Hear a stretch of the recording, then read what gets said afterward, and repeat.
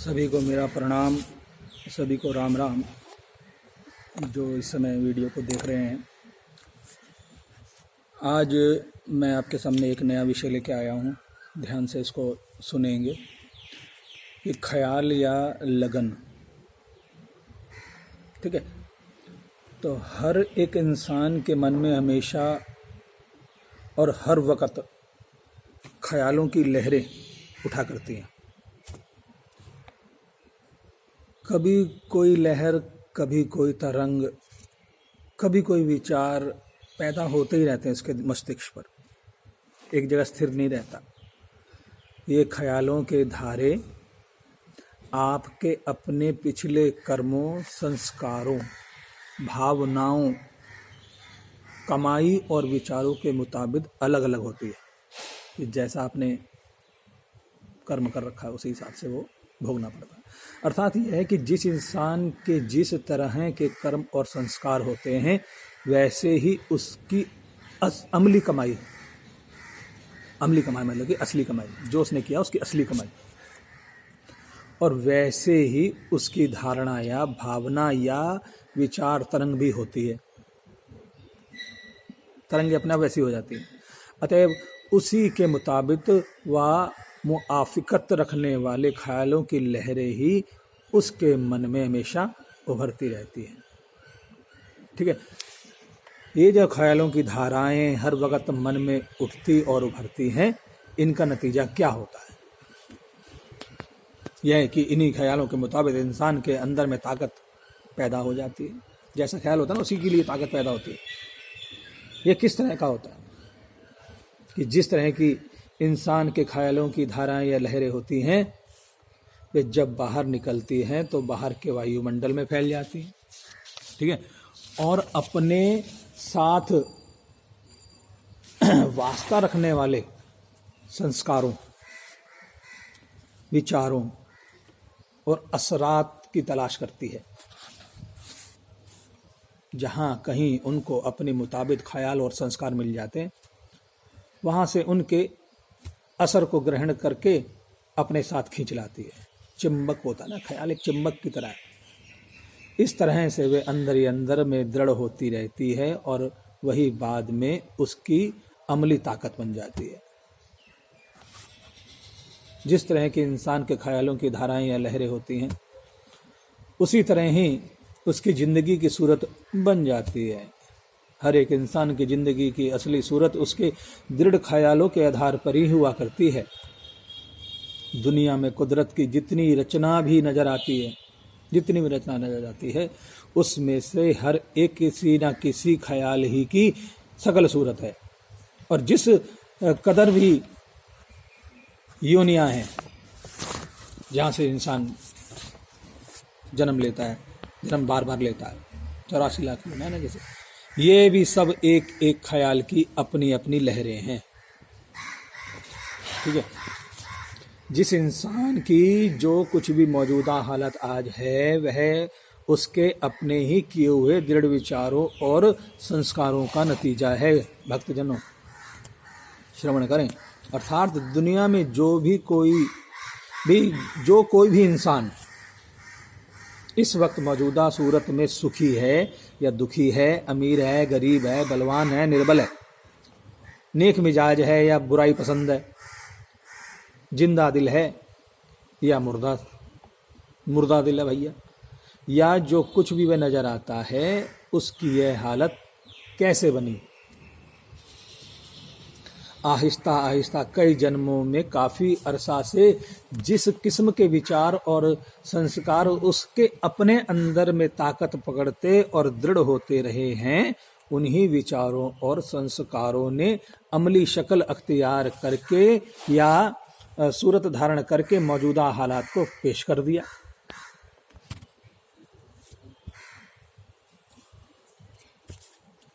अब जरा और गौर करके और दुनिया की आम हालत पर नजर डालकर आम जीवों की हालत का अंदाजा कीजिए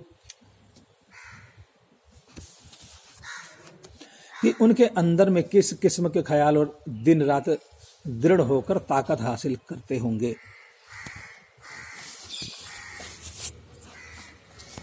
क्योंकि यह एक कुदरती उसूल है कि दुनिया में कोई भी इंसान बगैर किसी मकसद या सहारे के तो कोई भी काम नहीं करता, जब तक उसको वहां से कुछ मिले ना। अगर सेवा कर रहा है तो वो अपने मालिक से कुछ ना कुछ मांगता है। उसके हर एक काम के पीछे जरूर कोई ना कोई मकसद रहता है। तो फिर सोचा जाए कि इस लिहाज से आम इंसान की जिंदगी की कार्यवाही में मकसद या आधार क्या है। क्योंकि जिस किस्म का मकसद कायम किया हुआ है, जिंदगी की अमली कार्यवाही और ख्याल की धाराओं या तरंगों की सूरत भी उसी किस्म की होगी। जरा सोच विचार करके देखो कि इंसान का वह अपना मन जो विचारों की धारा बाहर फेंकता रहता है, वह क्या है। गौर करने से मालूम होगा कि अपना मन माया के मामले में बना हुआ है, उसी के मसाले से बना हुआ, माया का मसाला। और इसके कुल विचारों की धारा माया ही के दायरे के अंदर काम करती है। यानी कि जो इंसान सोचता है उसकी सारी जो विचारधारा दिनचर्या रहती है वो माया के अधीन ही इधर गिधर चक्कर काटती रहती है। इंसान का मन क्या है, गुजरे हुए अनेकों जन्मों में जो जो संस्कार, विचार और कर्म जीव ने जमा किए होते हैं, उन्हीं संस्कारों और कर्मों के आधार पर बने हुए और दृढ़ हुए अच्छे या बुरे ख्यालों के ढेर का नाम ही मन है। इसके सिवाय मन की कोई और सूरत नहीं है और कोई ख्याल नहीं। यह महज जीव के अपने ही ख्यालों की गठड़ी है। यह मन चूंकि जन्म जन्म से माया ही के व्यवहार और संगत में तथा माया के अधीन होकर ही काम करता रहा है, इसलिए उसमें काफी वक्त से मायावी ताकत दृढ़ हो चुकी है।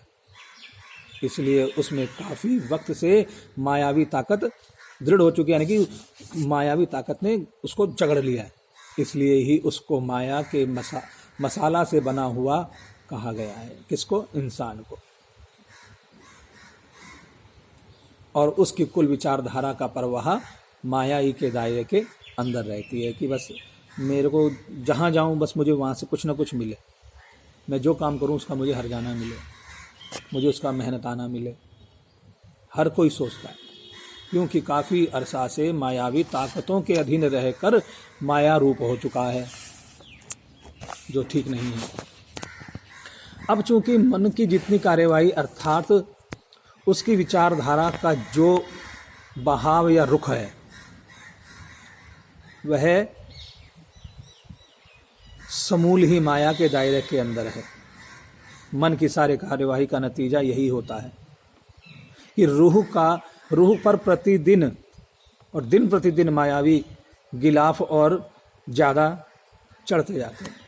जैसे जैसे हम उस माया के करीब जाते हैं, वो गिलाफ और चढ़ते जाते हैं माया के। हमारे पहले ही कई जन्मों के संस्कारों के जमा हुए असर के रूह पर मायावी गिलाफ काफ़ी चढ़ गए हैं, जिनके कारण उसकी असली ताकत और रोशनी दब चुकी है, अपना विचार खत्म हो चुका है। अब प्रतिदिन और भी प्रतिदिन अब क्या आता है, और मायावी गिलाफ चढ़ने लग जाते हैं कि और मैं कमाऊं और बंधनों में बंधूं, जिससे तारीकी या मोह या अज्ञान और ज़्यादा तरक्की पकड़ते जाते हैं और उससे रूह दुखी आती है। जितनी जितनी ख्यालों की धाराएं या लहरें माया के दायरे के अंदर ज़्यादा काम करती हैं, उसी कदर ज़्यादा इंसान दुखी हो जाता है। तब क्या इंसान को दुखी होने के लिए ही विचारों की धाराओं को इस तरह फैलाता है? अब इसका उत्तर है कि नहीं। इंसान दुखी होने के लिए तो अपने ख्यालों की धाराओं को नहीं फैलाता, बल्कि उसकी ख्वाहिश तो सुख को हासिल करने की होती है।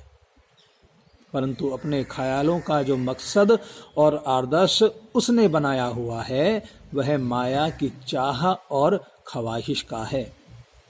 माया की चाह और ख्वाहिश तो दुखों और बंधनों को देने वाली होती है। बंधुओं,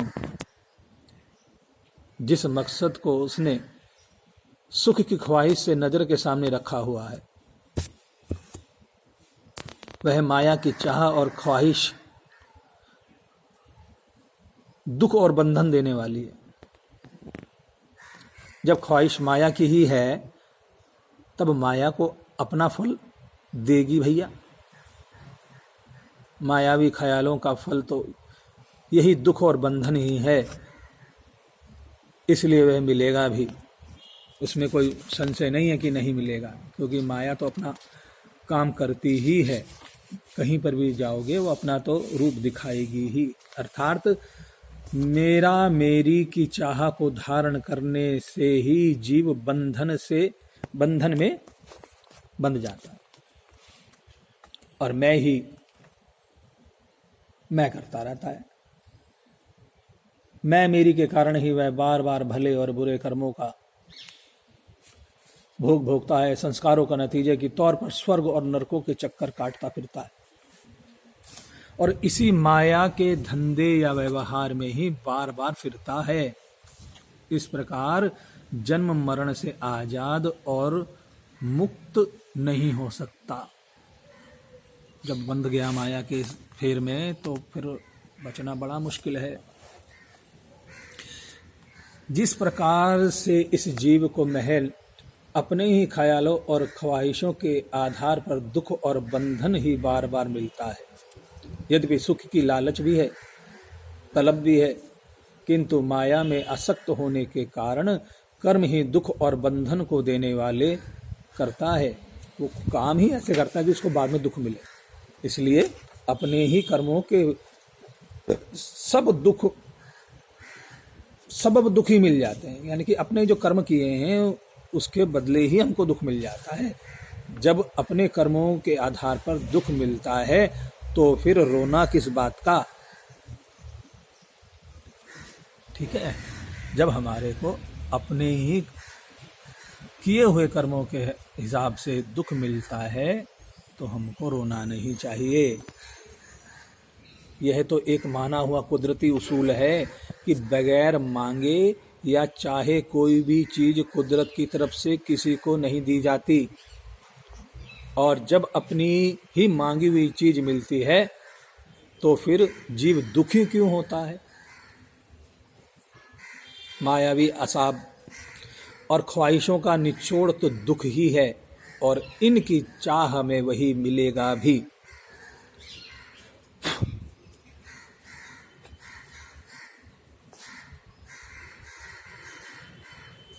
क्योंकि मायावी असबाब की तासीर सिवाय दुख या बंधन के और कुछ नहीं हो सकती। जिस चीज की लगन है वही हासिल भी होगी, और जिस चीज को मकसद या आदर्श बनाया है उसी तक की जाकर पहुंचना भी होगा। ठीक है, अगर हमने मकसद ही एक जगह का बना रखा है तो वहीं तक ही हम पहुंच सकते हैं, उससे आगे या पीछे नहीं। अपने ही ख्यालों की दुख भरी तासीर से जीव भला किस तरह बच सकता है। जिस तरह अपनी इस्तेमाल की हुई चीजों को भली बुरी तासीर से कोई नहीं छूट सकता, इसी तरह ही अपने ख्यालों के नेक बद असर की छाया भी इंसान की जिंदगी पर पड़नी जरूरी है। अगर दुख जाहिर होता है तो वह अपनी ही ख्वाहिश और इच्छाओं के फल की सूरत में होता है। कबीर साहब कहते हैं कि मन मोटा मन पातला, मन पानी मन लाय, जैसी मन की उपजै तैसी ही होई जाए। बहुत सुंदर कबीर साहब ने दोहा लिखा।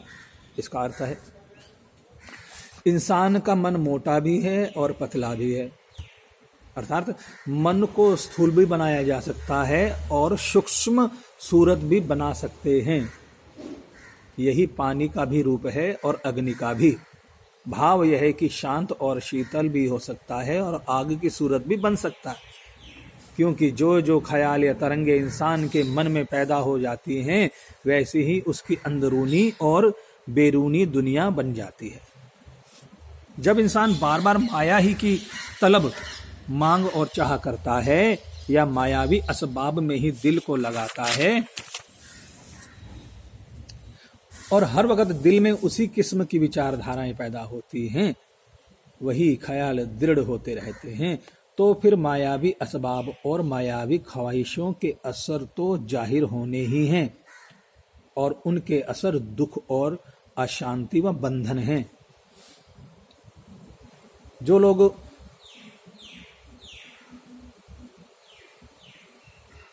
बहुत से प्रभु से इच्छा करते हैं कि प्रभु हमारे को ये चीज़ चाहिए, माथा टेकते हैं कि प्रभु हमारे को ये सुख चाहिए, वो सुख चाहिए, निरोगी काया कर दो, बच्चे पढ़ लें। जो कुछ मांगा है वही मिल रहा है, इंसान को मिल रहा है, मगर जब इंसान को देने वाला होता ना ईश्वर, तो वो अपनी रेल की पटरी को चेंज कर लेता है। जैसे मैंने मांगा प्रभु मुझे कुछ चाहिए, मेरे इष्ट मुझे कुछ चाहिए, मगर जैसे ही वो देने लगते हैं वैसे ही मैं किसी और दर पर चला जाता हूँ। जब मैं किसी और दर पर चला गया मुझे मिल गया।